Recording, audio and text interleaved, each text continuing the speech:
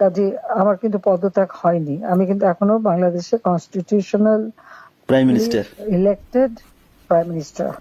ছাত্র জনতার গণ অভ্যুত্থানে গত ৫ আগস্ট প্রধানমন্ত্রীর পদে ইস্তফা দিয়ে পালিয়ে ভারতে চলে যান আওয়ামী লীগ সভানেত্রী শেখ হাসিনা।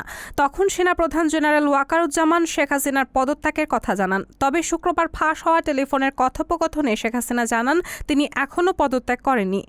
কাজে আমার কিন্তু পদত্যাগ হয়নি। আমি কিন্তু এখনো বাংলাদেশের constitutional prime minister, elected prime minister.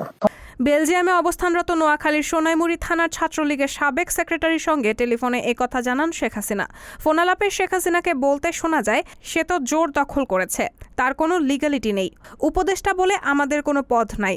মানুষ খুন করে মেরে একটা সিচুয়েশন তৈরি করে তারপর সে ক্ষমতায় গেল। উপদেষ্টা বলে আমাদের কোনো পদ নাই। যেভাবে সে ক্ষমতায় গেছে এটা তো মানে মানুষ খুন করে মেরে একটা সিচুয়েশন তৈরি করে তারপরে তো সে ক্ষমতায় গেল। তখন সাবেক ছাত্রলীগ নেতা বলেন, জি আপা, এগুলো আমরা ইউরোপীয় পার্লামেন্টকে জানাচ্ছি। জি আপা, জি না, আমরা এগুলা আমাকেই মেরে ফেলা। জি আপা, আমরা এগুলা আমরা ইউরোপিয়ান পার্লামেন্টকে জানাচ্ছি। এরপর শেখ হাসিনা জানান, আমি তো পদত্যাগ করিনি। আমাদের কনস্টিটিউশনের আর্টিকেল 57 অনুযায়ী যেভাবে পদত্যাগ, আমি কিন্তু সেভাবে পদত্যাগ করিনি।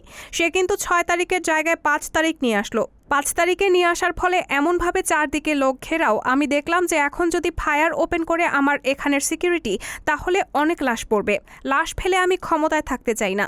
তানভীর তার কথায় জি আপা বলে মত মেলানোর পরে শেখ হাসিনা আরও বলেন, যখন এমন সিচুয়েশন হয়ে গেল যে আমার সিকিউরিটি যারা ছিল তারা বাধ্য হয়ে থেমে গিয়ে তিনি বলেন, তখন আমাকে সরে যেতে হলো গণভবন থেকে, যার ফলে বঙ্গভবনে গিয়ে মহামান্য রাষ্ট্রপতির কাছে পদত্যাগপত্র জমা আমি দেইনি।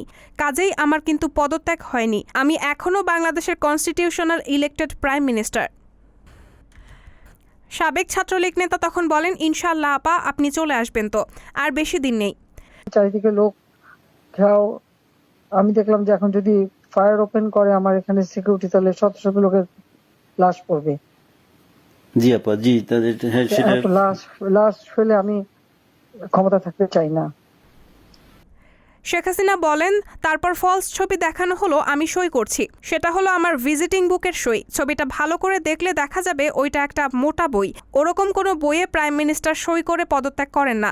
আমার সেই চিঠিও কেউ দেখাতে পারছে না। গণভবনে রেখে আসছিলাম। গণভবন আগুন দিয়ে পুড়িয়ে দিয়েছে, লুটপাট হয়েছে, ওগুলো সব চলে গেছে। প্রসঙ্গত, দেশ ছেড়ে যাওয়ার পর শেখ হাসিনার সঙ্গে অনেকেরই কথোপকথন অডিও ফাঁস হচ্ছে। সম্প্রতি ফাঁস হয়েছে মোহাম্মদ তানভীর কায়সার নামে এক যুক্তরাষ্ট্র প্রবাসী আওয়ামী লীগ নেতার সঙ্গে শেখ হাসিনার কথোপকথনের অডিও। রায়হানা মুন, সবার কথা।